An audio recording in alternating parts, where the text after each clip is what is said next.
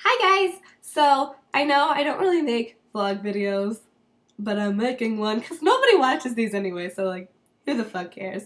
Since I've been doing research online, and specifically on YouTube about advice for college, I've realized that there's not like a lot of information about like going into college and that sort of thing, and it's really scary and it's a daunting task to like completely like change your life and like become like almost as like a pseudo adult.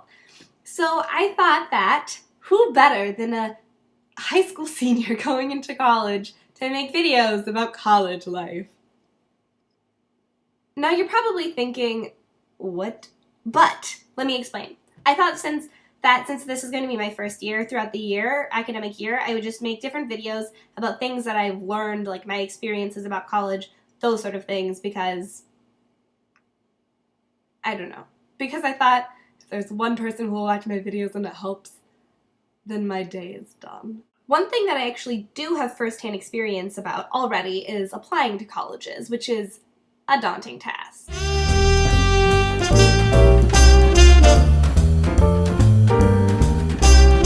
first big tip and main tip is to be practical in where you're applying to colleges. Now you're probably like, that is the vaguest thing I've ever heard. What the fuck do you mean? Let me explain. My first sub-tip in this larger tip category is to know the majors that you're interested in before you decide the colleges to apply to. Now I feel like most people, when they're applying to colleges, they either have like two mindsets. They either think, oh dude, I totally know what I'm gonna do. I'm gonna become a naval physicist, even though I got a C in physics and I got a D in calculus. But I think that's what I'm really meant to be. or they think, I know what you mean. I don't know any majors. I just want to become a beekeeper because I don't know about anything, and I hate life. And even though I have a 4.0 in everything, I have a 4.0 in everything. both of you need to calm down. Here's my suggestion. Even if you don't know one major you want to do, or you are dead set about doing one major, choose 4 majors that you're interested in. Choose a major that you would be your dream major and you would love to do this. Choose a major that would be practical in life. Choose a major that you're realistically probably going to end up doing.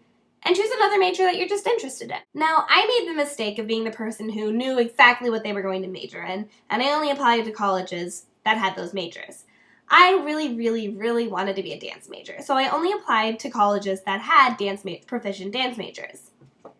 Little did I know, I don't actually want to be a dance major. In my whole process for auditioning for college dance programs, I only ended up auditioning to one because I hate dance auditions. So that in itself should be a major sign. That one college that I auditioned for, I didn't get into it, and B, I ended up hating the program and didn't want to get in anyway, and was almost about to withdraw my application before they sent my rejection letter, and I was really relieved.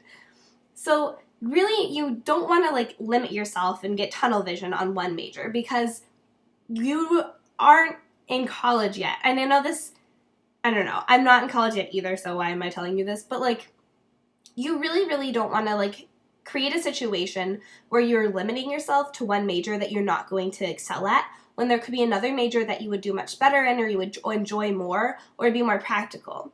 Now, you may think naval physics is really what you're destined to be, and that's your perfect major, and you'll get a million jobs, but maybe you are awful at naval physics, and you're going to this college that you hate only because it has a really good naval physics program, and you don't know what else to do there, and so you end up transferring to another college, and you wasted your first year essentially on naval physics credits, and disaster.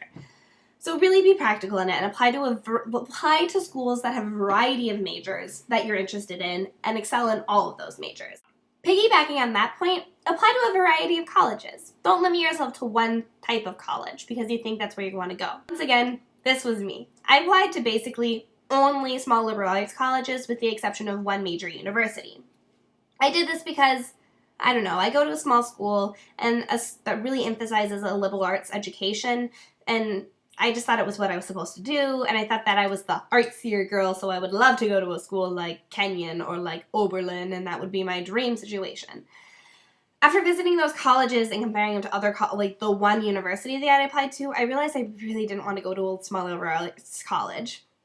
So yeah, and then also if you think that you're a Big Ten university person, and you're like, oh, I just want to go to a big university where they have a bunch of people and a bunch of partying, Hold off for a second. Maybe you would benefit from the smaller liberal arts education. Maybe a more personalized study program is something that would help you, and that would help you discover who you are in the world instead of being lost in a big university setting. So just don't be afraid of any type of colleges when you're applying to it or visiting to them. Just apply or just like look at all different types of colleges. Don't say, I'm going to go to Bennington, Hampshire, Kenyon, Barnard, Oberlin, and Wittenberg. That's where I applied. Say, I really would like to see what Bennington's about, but I would also like to see what UC Berkeley is about, and I'd like to see what Southern Methodist University is about, and I'd like to see what Wisconsin University is about, and I'd like to see what Notre Dame's about. See all different types of colleges, because you don't know what you want until you see the different options that you have. Now, some of you might be thinking, But Catherine, I can't apply to a bunch of different colleges. Unfortunately, our family situation, we don't have a lot of money, so I can really only apply to 4 colleges. well, I understand the boat you're going through. It's just my mother and I, so when I was applying to colleges, I was trying to be really, really practical when I was applying, and that's why I limited myself to small liberal arts education, because I thought if I applied to a bunch of small liberal arts schools, and then I applied to a bunch of big universities, and then I applied to a bunch of Ivy League schools, I wouldn't be helping my situation. I would end up having to apply to 17 schools, which a girl in my school did. And I realized we didn't have the money for that. But there's actually fee waivers. A lot of schools offer fee waivers for college applications, and the Common App does have fee waivers, and there's a ton of schools that have free applications. So really, look at the schools that have free applications. Don't be afraid to ask for a fee waiver. It can really help you, and it can really make the difference in choosing the school you want to go to, and it really can help you find the school that has the best fit. You can see that I'm wearing sweatpants now. Okay, so also apply to colleges that you know you can get into. I mean, you know you can get into. You can get into. If you are a 2.5 student, which is not a bad grade point average, don't be ashamed of it. Do you really think you're going to get into Harvard? I know that sounds mean, but be really realistic in the schools that you're applying to. My suggestion would be apply to a bulk of your schools that have over a 50% acceptance rating. It's better to get into most of your schools and to get money from most of your schools than to get accepted into 1 or 2 schools and not have any money to go there. A lot of kids at my school applied to schools that had 20%, only applied to schools that had 20% acceptance rating, and applied to one school as a safety school, and others stopped going to that one school because that's the only school they got into. There's a number of students that is happening. This is one area that I was actually pretty intelligent about. I got into most of the schools that I got into. I didn't get into 2 of the schools. And one of the schools I didn't get into, I was really surprised I didn't get into, because it had a 70% acceptance rating, and I was higher than all of their SAT and ACT scores and stuff. So that was kind of a surprise. And then the school that I didn't get into was my reach school, which I was okay, I'm not going to get in here anyway. Apply to schools that have money. This is probably my most important tip. Even if you're a fucking Rockefeller, student ed debt is ridiculous, and you don't want to be left with it.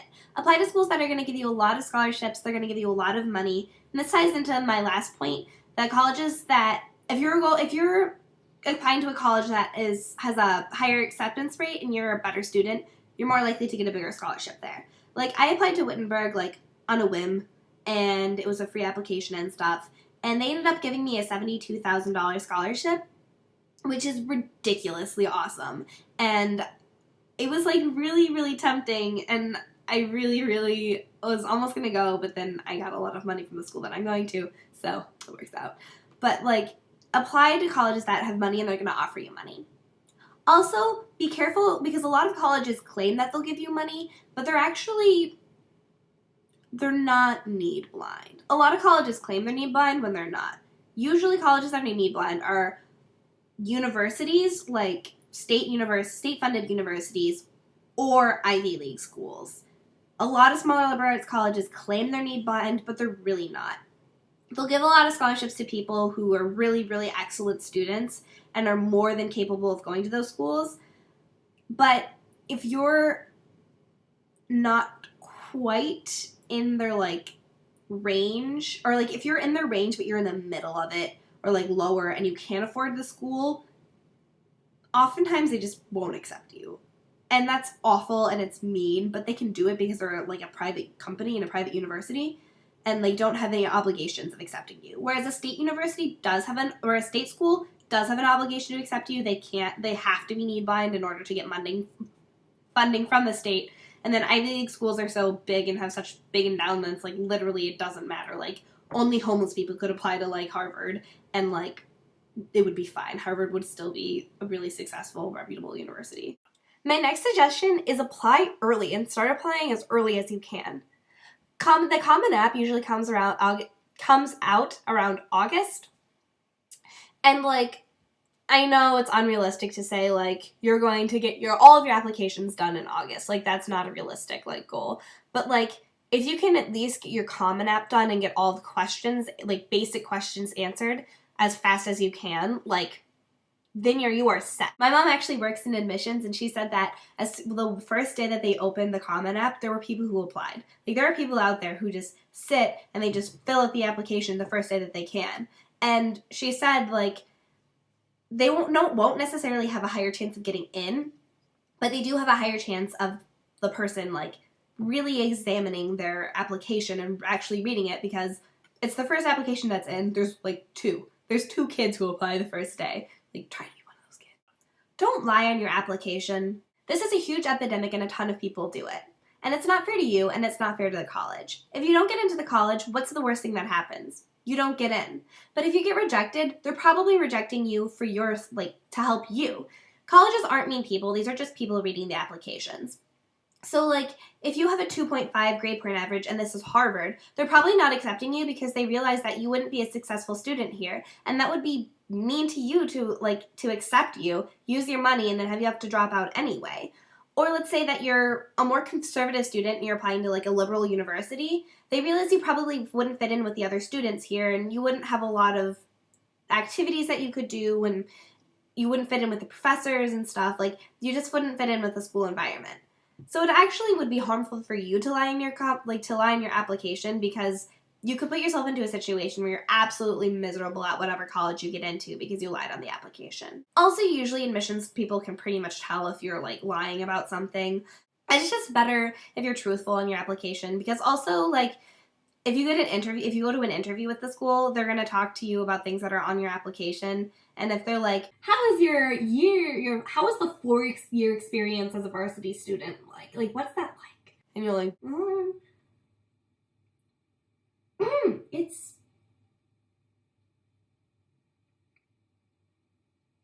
fun. Like, you just took somebody else's spot who would have fit into the school. Finally, apply to 1 million scholarships early. Like, start early, like applying to scholarships. Like, even if you think like you're like, oh, the deadline is in March, like really, like apply to so many scholarships. Like I said before, it's just me and my mom. We have a lower income. So I was like, oh, fine, I'll fill out the FAFSA and I'll get a ton of money and it won't be anything. Guess what? I didn't get as much money as I thought. Then I didn't have any money for college, and I was like scrambling to get scholarships, and I ended up I don't have any scholarships. But I talked to the financial aid person, I emailed them the circumstances, I said, this is like, honestly, we can't afford this. And they were like, okay, here's full ride, there you go. They used all your money. And I was like, I mean, I have loans, but like, still really nice.